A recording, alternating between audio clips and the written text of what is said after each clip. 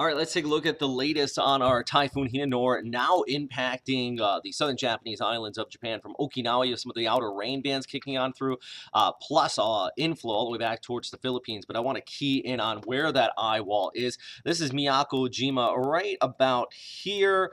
You also have Ishigaki, and there is your eye wall right in there. And within that, winds are estimated to be well over 100 miles per hour. And definitely that is the core. That's where you have those destructive winds. And whenever we're talking about the core of the storm, it's all about that inner eye wall. So let's say you're over in Okinawa Honto and you're like, cool, we're not getting this. And I've been seeing people say that you are well removed from that inner core of the storm system. But what you're still going to be looking at is these rain bands kicking on through, which can at times bring these gusty conditions. Not to mention when you have these bands coming across, remember that they're moving over that nice smooth water, relatively smooth. Of course, we have waves, but they hit some of the islands here, and especially Okinawa does have some pretty decent hills on it. It creates friction, which can at times kick up some circulation, so you get some of these vortices kick on through.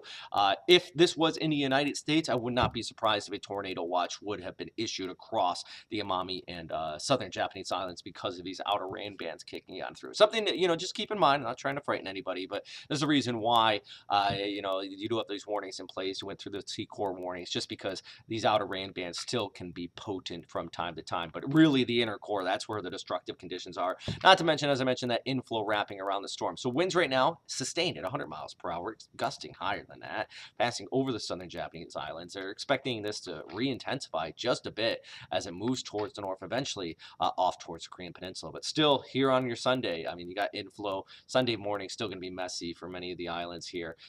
We'll start to taper off, though, by Sunday night, heading into Monday morning. So some good news there as this continues to pull away. But still, I mean, plenty of that inflow with those showers going to be kicking on through. So the winds might back off, but you're still looking at some rainfall. And you can see just total accumulation. Korean Peninsula getting it, inflow in the Philippines. I mean, this just has a wide reach for a tropical system here. Anyways, that's what's going on with the latest on Typhoon Hinnamnor.